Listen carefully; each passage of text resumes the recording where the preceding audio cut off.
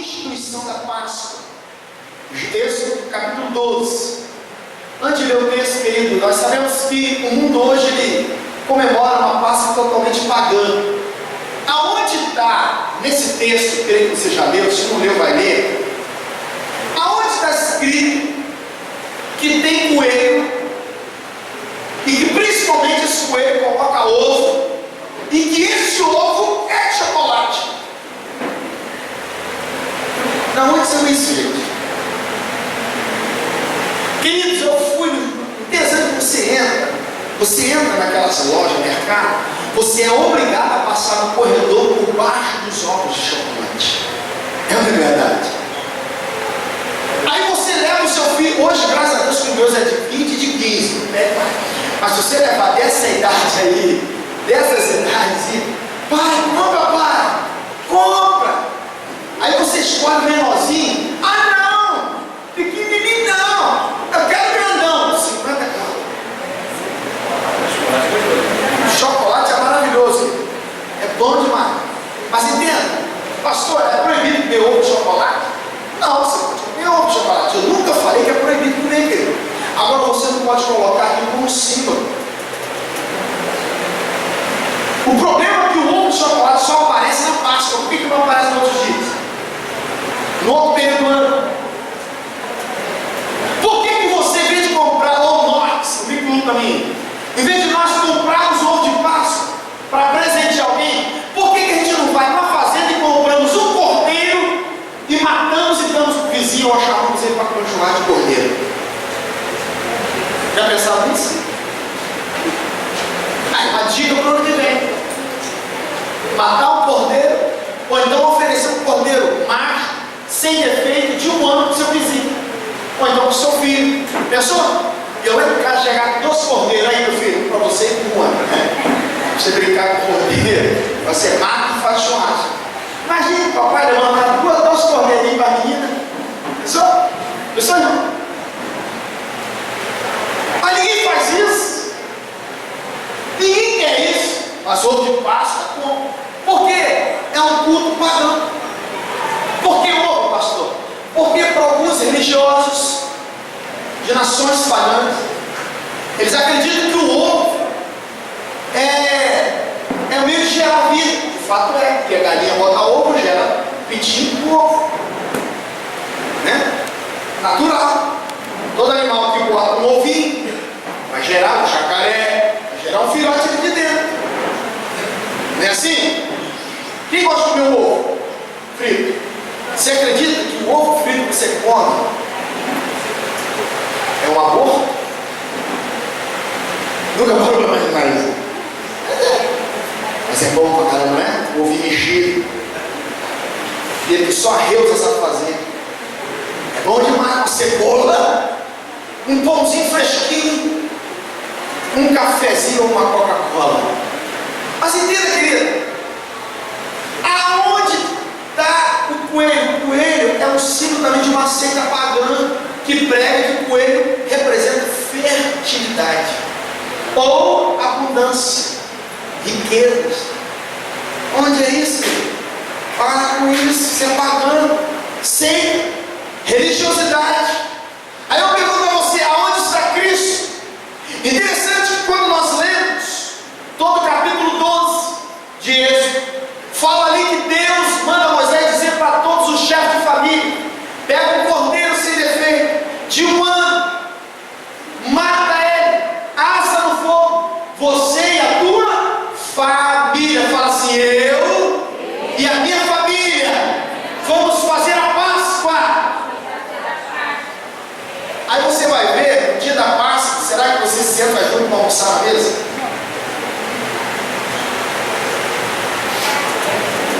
Ah, mãe, hoje domingo está dando o Rodrigo Faro. Deixa eu comer no sofá. A palavra fala que é toda a família. Sabe por que é toda a família, querido? Porque Deus, Ele está olhando para a sua família. Ele está querendo estar dentro da sua casa para fazer diferença lá. Quando Ele tira do Egito, Ele não tira os seus pais, Ele tira toda a família. Em outras palavras, Ele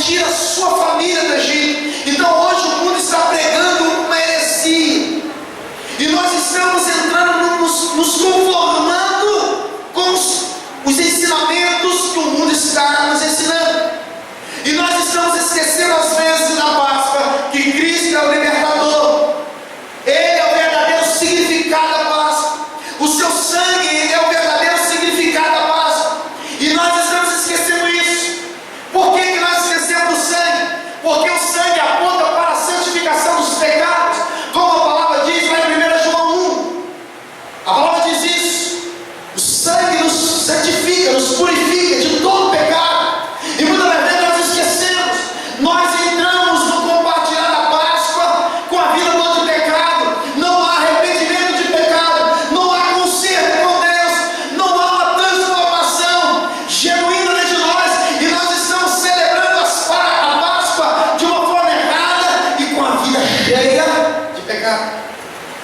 Princípio para então comemorarmos a Páscoa, ser liberto do pecado, viver uma vida de santificação e purificação, porque o sangue que Jesus derramou na cruz foi para nos purificar. Páscoa em hebraico é Pesach, quer dizer o quê? Passar por cima, ou passagem. O que é isso? Para que serve também? Serviu o sangue, serve para hoje também. A palavra fala que os pais da família pegavam, os outros molhavam com o sangue do cordeiro que estava lá no churrasco e passava nas portas, janelas, nos umbrais. E quando o anjo do juízo da morte veio para matar os primogênitos, a palavra fala nesse texto de Êxodo 12 que o anjo da morte passava por cima, por sobre, e não causava dano aos primogênitos das famílias dos judeus. Então, para mim, celebrar a Páscoa significa o quê? Na minha vida, na minha casa, existe a marca do Cordeiro. Em outras palavras, na minha casa, o espírito de morte não entra. Repita comigo: na minha casa, o espírito de morte não entra. Agora, por quê? Diga assim: porque lá existe a marca do Cordeiro Pascual Jesus Cristo. Amém, amém? Então essa é a Páscoa. Passar por cima, meu querido, nós somos libertos da morte. Interessante que cada praga do Egito foi para acabar com a idolatria de um Deus do Egito pagão. Porque existe só um Deus, existe só um Senhor, existe só um Cristo ressurreto. É aquele que vive na minha casa e na sua casa. Eu já falei que lá na minha casa existe o trono dele. O trono de Jeová está estabelecido dentro da minha casa. E na sua casa? Aleluia, glória a Deus. Nós temos que determinar isso, querido. Entender o que é verdadeiramente Páscoa. Interessante que nós comemoramos. Eu fui convidado sexta-feira para comer um peixinho, comer um peixe. E na casa de uma irmã Oveira, irmã Cirlene, irmã Lucinete esteve conosco, cantamos, tocamos, celebramos. Chegou 10 horas da manhã. 10 horas da manhã, eu falei assim: a gente umas 3 horas a gente vai embora, né? Mas ela falou assim: não, vai não, mas vamos ficar aqui adorando o Senhor, vamos ficar tocando violão, vamos ficar. Irmão, sentamos na mesa, daqui a pouco parece 12 bolos. Lindo, bolos, tá lindo? Ai meu Deus, só falta café. Não, pastor, vai a garrafa de café. Você agora que não sai dele, não sai mesmo. Porque Páscoa, querido, deixa eu falar dizer, Páscoa fala de comunhão. Comunhão. Você acredita que no meio das famílias existem pessoas que não falam com a outra? Como é que comemora a Páscoa? Como é que se comemora a Páscoa sem comunhão na casa?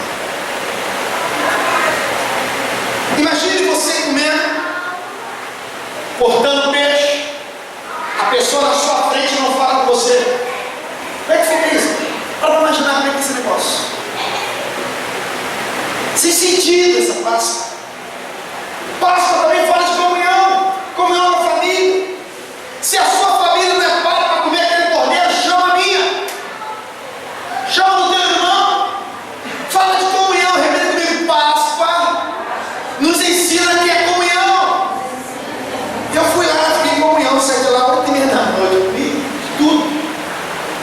Porque nós lembramos que tudo que está na mesa foi porque o Senhor nos deu. Amém, querido? Mas por que, pastor? Porque a palavra diz que sair do Egito tinha um propósito. Não é simplesmente sair do Egito. Você tem que sair do Egito para um propósito. Qual é o propósito? Sair do Egito fala abrir os olhos espirituais para enxergar as coisas futuras que te esperam. Não é tão somente sair do Egito. Existem pessoas que saem do Egito sem propósito, saem do Egito. Se converteu, e aí? Se converteu, e aí? E agora? Agora, deserto. Deserto é o quê? Comunhão com Deus. Deserto é o quê? Falar com Deus. Deserto é o quê? Deus falar o teu coração. Deserto é o quê? Depender de Deus. Deserto é o quê? Ver os milagres de Deus acontecer na sua vida. Deserto é o quê? É ver a glória de Deus guiando você pelo deserto. Deserto é o quê? É o caminho que te faz, depois da saída do Egito, chegar na promessa da terra de Canaã, que Deus te prometeu. Deixa eu falar um negócio para você. Sair do Egito não é por acaso, é você trilhar o deserto em fé e saber, existe uma promessa, Canaã me espera e eu não abro não. Aleluia. Tem gente que sai do Egito, se converte, pronto, se converteu, e aí? Não levou na vida. Não, querido, leva a vida. Você precisa caminhar, desde que seja em deserto, para uma promessa. Glória a Deus. Deserto todo mundo passa. Se eu perguntar quem passa pelo deserto hoje aí? Aí, levanta a mão, que maravilha. Oh, louvado seja Deus pelo teu deserto, aleluia. Você já deu aleluia ao Senhor pelo teu deserto? Você já deu uma rajada em línguas para o teu deserto? Você já fez uma festa lá na sua casa e convidou os amigos por causa do teu deserto? Ninguém faz, você é louco? Mas deveria. Porque deserto, Oséias fala que Deus leva ao deserto aquele que ele quer falar algo. Meu querido, é no deserto que você tem tempo para ouvir Deus. Porque, pastor, quando você começa a trabalhar, quando o deserto é porta de emprego fechada, é o momento que você tem tempo para falar com Deus, não é? Alguns, quando a porta abre, já era Deus. Não é verdade, querido? Já era Deus. Ei, vamos para uma visita? Tem tempo. Aí, tem reunião de céu hoje, não tem tempo. Aí, hoje tem, não tem tempo. Está entendendo o que eu estou falando? Pastor, só quer dizer que como trabalho é maldição, não, querido. Você tem que aproveitar o tempo que você não está trabalhando. Aquele tempo é um tempo de comunhão com Jeová. É investir o teu tempo. E você pode estabelecer Deus no teu trabalho, querido. Sai do Egito. Lá em João 8,36. Não fecha aí. João 8,36. Continua aí. Se você puder marcar alguma coisa, Êxodo 12, nós voltaremos para aí. João 8,36 diz assim: se o Filho vos libertar, o quê? Verdadeiramente sereis livres. Aí eu pergunto, verdadeiramente você se sente livre? Você acredita que existem pessoas que não se sentem livres? Por quê? As pessoas que não se sentem livres ainda é porque Jesus não se tornou Senhor da sua vida. Quando nós aceitamos Jesus e deixamos que Ele se torne Senhor da nossa vida, naturalmente nós nos sentimos livres. Agora, livre de quê? Livre de todas as obras de Satanás, livre de todas as obras de perturbação, porque Ele nos faz livres. Ele é o nosso libertador. Isso nos fala de viver uma vida transformada para sempre. Isso é ser livre. É quando nós conhecemos a verdade de Deus, nós somos totalmente livres. Livres de quê? Das coisas do mundo. O grande desafio da Páscoa é nos revelar isso. Essa liberdade do Egito, querido. Romanos 12:2 fala assim, que nós não podemos nos conformar com este mundo, ou com este século, mas ter o que? A nossa mente renovada. O que é ter uma mente renovada? Uma mente transformada. Uma vez que você saiu do Egito, você precisa ter a mente transformada. Para que serve o deserto, pastor? Para transformar nossa mente, o nosso entendimento. Então entenda isso. Isso quer dizer o quê? Viver uma vida transformada para sempre. Para sempre. Agora, tem um texto que eu amo muito, Hebreus 12, eu quero ler com vocês. Hebreus capítulo 12. Lá no final da Bíblia.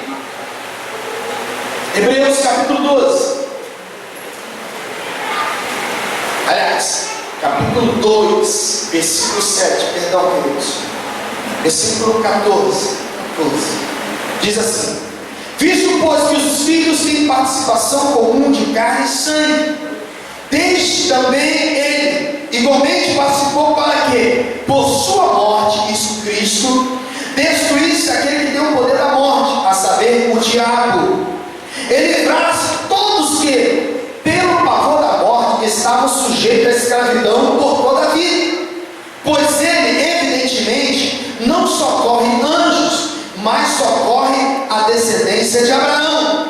Por isso mesmo convinha que em todas as coisas se tornasse semelhante aos irmãos, para ser misericordioso e fiel sumo sacerdote nas coisas referentes a Deus, e para fazer propiciação pelo pecado do povo.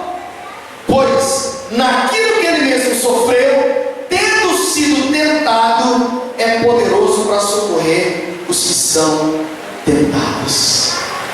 O texto está falando aqui para nós. Isso nos faz viver uma vida de abundância no Senhor. A palavra está falando que Jesus se manifestou como homem, mas ele não veio na terra socorrer anjos, ele veio socorrer a descendência de Abraão. E essa descendência de Abraão é quem, querido? Somos nós hoje. Somos filhos de Abraão pela fé. Nós somos salvos pela fé e não por obras, como diz Efésios 2. Então entenda, aqui está falando de uma herança, de uma promessa, de uma vida abundante em Cristo. Mas entenda, para viver uma vida abundante, esse texto fala que nós temos que sair do jugo da escravidão. Sair definitivamente do jugo da escravidão.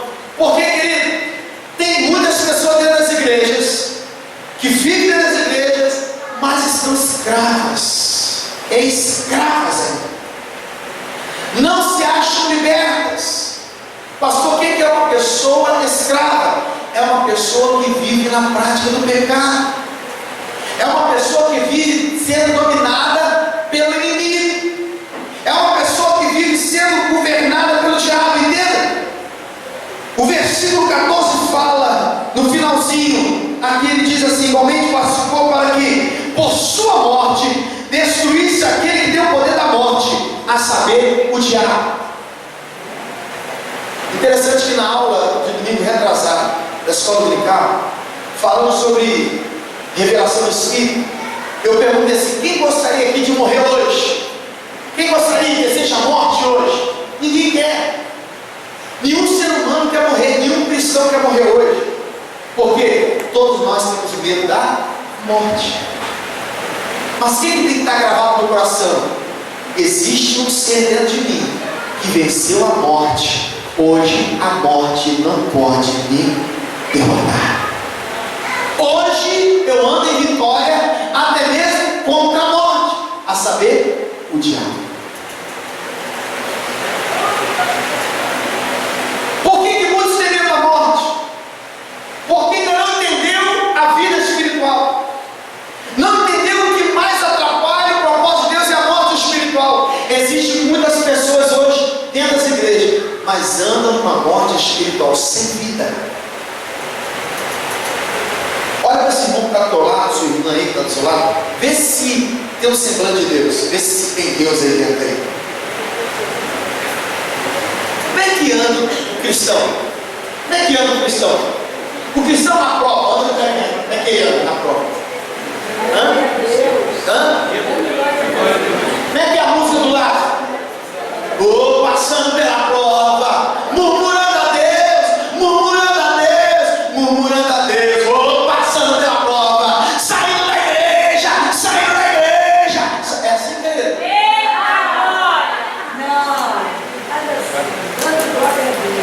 Olha a diferença.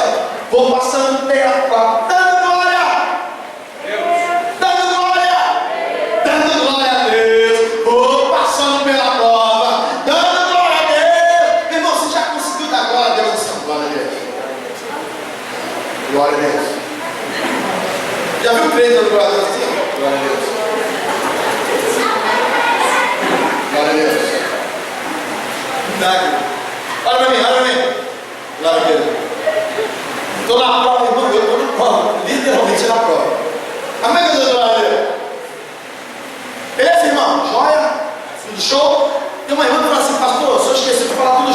show. É igual a irmã Sunamita, lembra a irmã Sunamita do profeta Eliseu? O profeta foi lá, filho morto, o filho estava morto.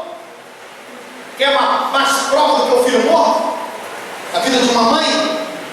Ela chegou na casa do profeta, e aí, Sunamita, como é que vai?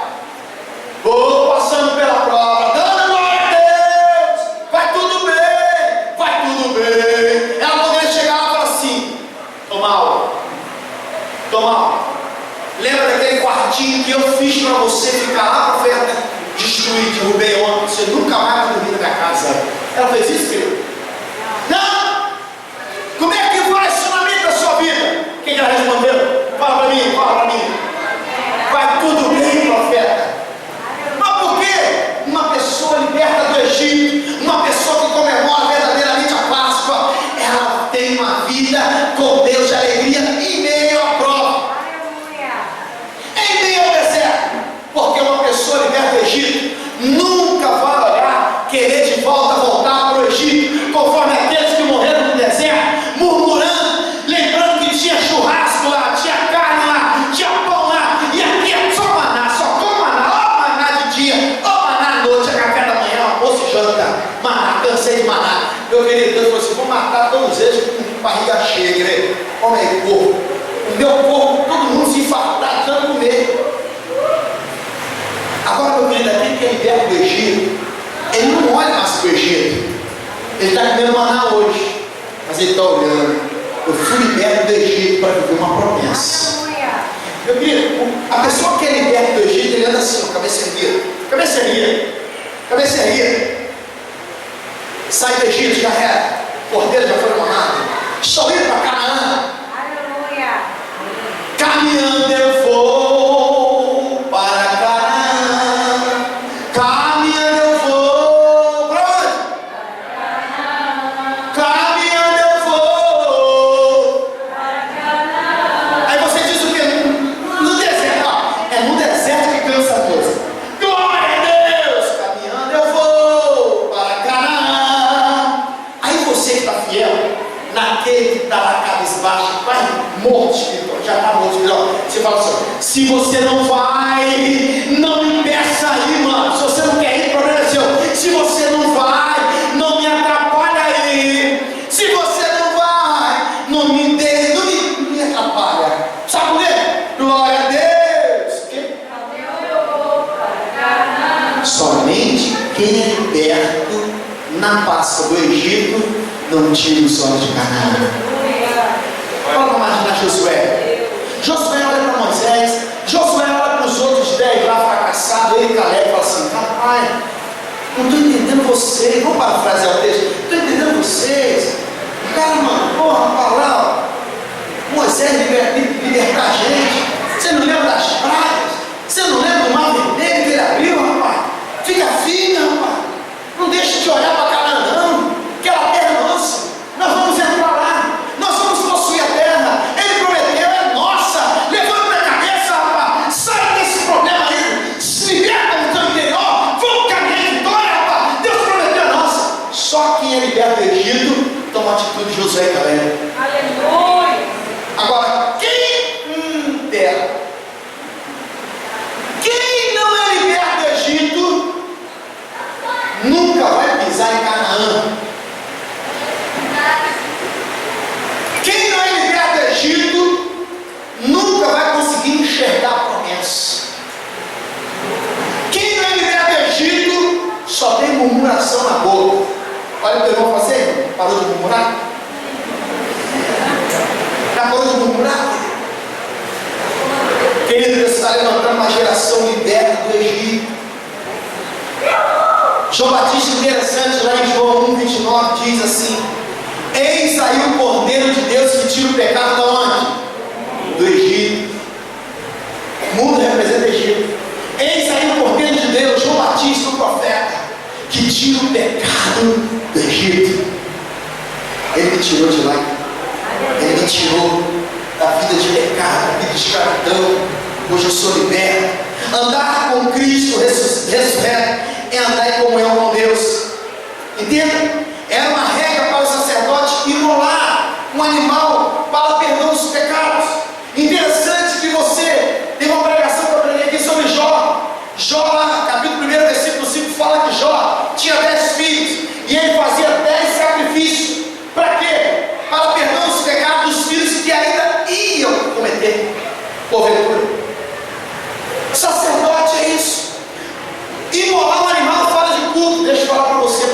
está aqui, você que tem seu filho, mãe que está aqui, você precisa saber culto ao Senhor, você precisa atrair a glória de Deus para dentro da sua casa, para que os seus filhos, que estão crescendo e vão até provar o pecado, pode acontecer, eles têm uma base dentro de casa sacerdotal.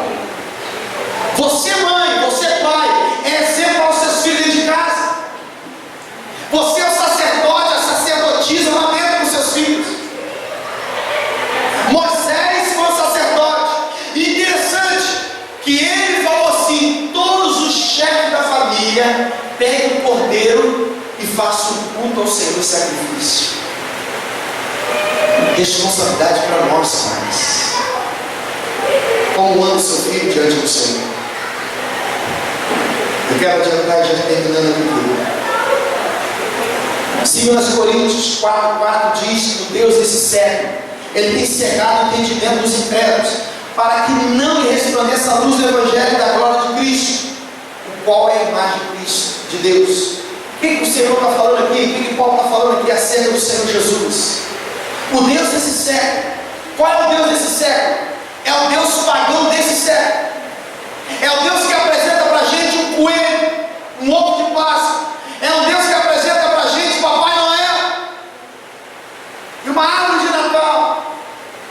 É o Deus desse século.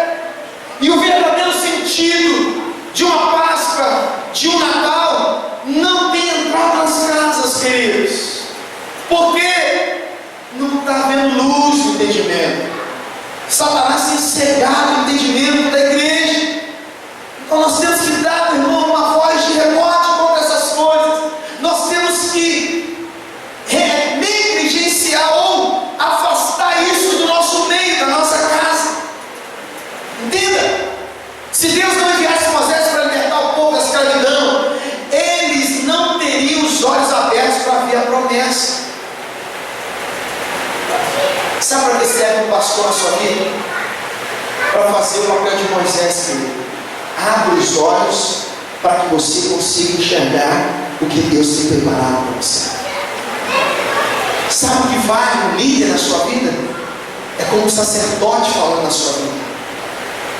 Sabe, meu querido, se Moisés não fosse sacerdote, não quisesse, ou se Deus não enviasse Moisés para libertar o povo, eles até hoje estariam escravos e nós não teríamos conhecido o Evangelho de Jesus. Para imaginar, querido, nós hoje, sem Jesus, sem o Evangelho de Jesus, onde estaria eu hoje? Deixa eu só perguntar aqui: quem aqui foi liberto do baile funk, dos pagodes do mundo, coisa assim? Olha os pagodeiros aí, olha os ex-funkeiros. Minhas filhas, se Jesus não tivesse vindo, melhor dizendo, se Moisés não tivesse sido enviado por Deus, onde estaria a gente hoje? Aonde estariam os pagodeiros hoje? Para imaginar onde você estaria hoje. Quero te falar um negócio. Tem uma rua aqui, ali quase em frente à Parmeira, você entra assim para pegar Tingui, ou nos fundos do shopping, entrada do shopping. É a rua da balada, é a rua das danceterias, é o caminho que eu e minha esposa e os nossos filhos fazemos quando nós saímos da célula ou de uma visita. Toda sexta-feira a gente passa por ali, todo sábado quando a gente vem para cá. A rua fica assim, pessoas mexendo. Deixa eu perguntar para você: será que tem pessoas afastadas da igreja ali? Tem? Vários queridos. Amigos meus falam que ali é show, ali é maravilhoso, ali é balada boa. Satanás cegando. Quantos jovens estão se perdendo lá? Por quê? Querido, é o Egito de hoje. É o Egito de hoje. Você quer saber o outro Egito de hoje? Eu vou sempre falar isso aqui se puder. Se Deus me lembrar, eu vou falar. O Egito de hoje, cuidado, ele pode entrar na sua casa. Ele pode entrar por volta de 9, 9h15, 9h30 da noite. Você sabe o que eu estou falando, sabe? Não? O Egito começa com B. Babilônia. Sabe por que agora a Globo botou duas velhas se beijando na boca? Porque ela já botou adolescente, já botou jovem, já botou adultos. Agora os velhos. Está dizendo assim: isso serve para todas as gerações. Egito. Aí eu pergunto a você: quem Deus vai usar para tirar essas pessoas da Babilônia? O Egito. Nós, a igreja sacerdotal desse tempo. Mas entenda, para que nós sejamos exemplos, Babilônia não pode enganar na sua televisão. Qualquer dia eu vou fazer umas visitas.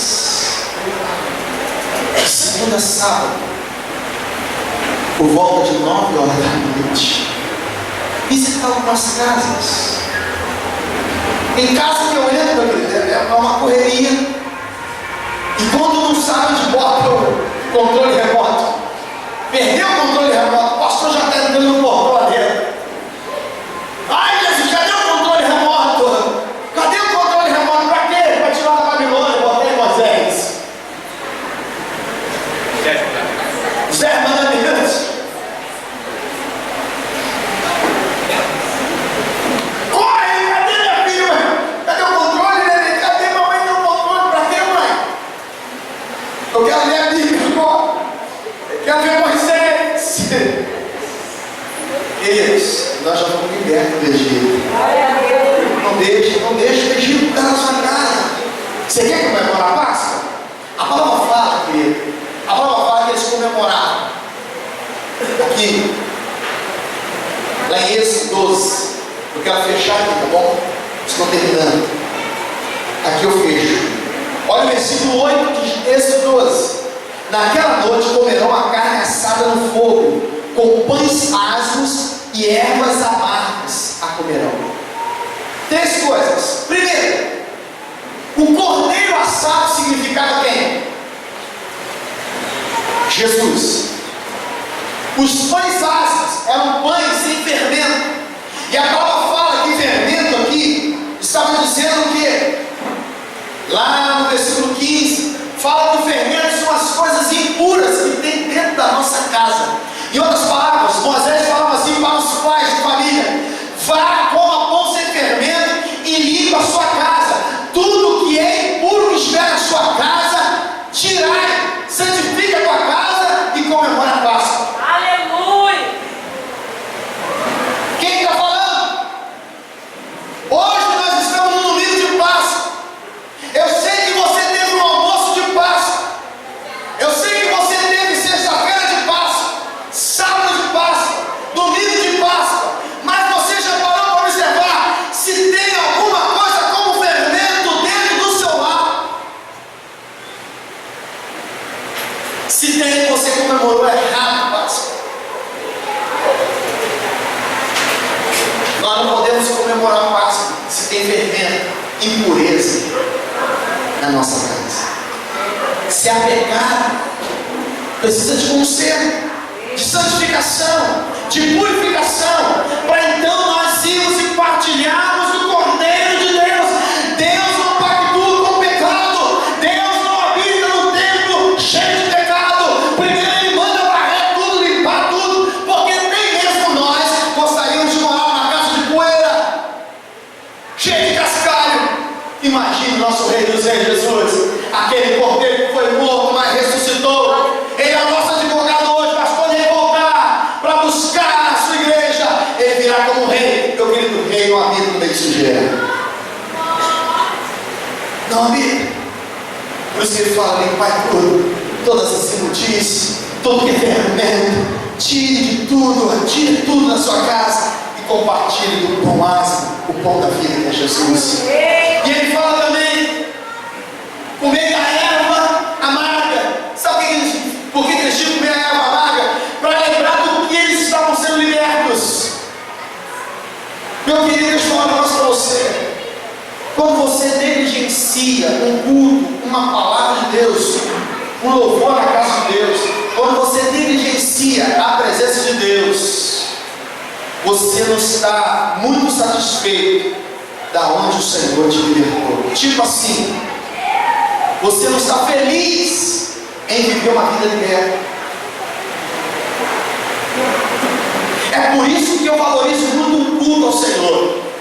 É por isso que eu valorizo muito uma escola dominical. É por isso que eu valorizo muito uma reunião do céu de semana, porque nesses lugares é a comunhão dos sacerdotes para celebrar a vida que nos libertou do império das trevas.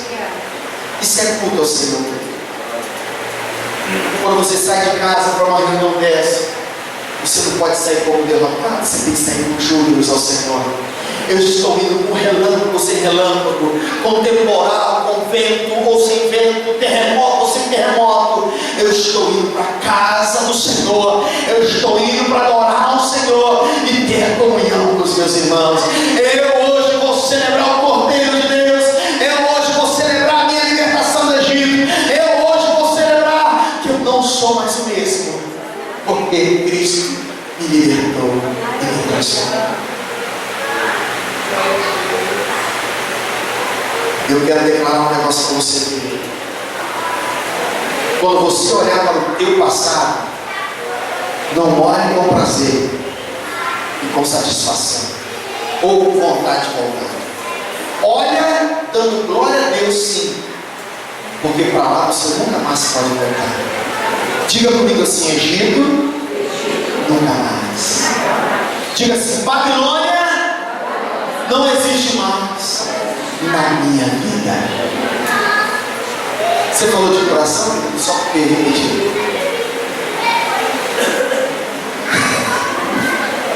Egito nunca mais, porque Egito representa prisão. Egito representa prisão. Eu não sei como você está aqui hoje. Eu não sei se você vive uma vida de Egito e de Babilônia.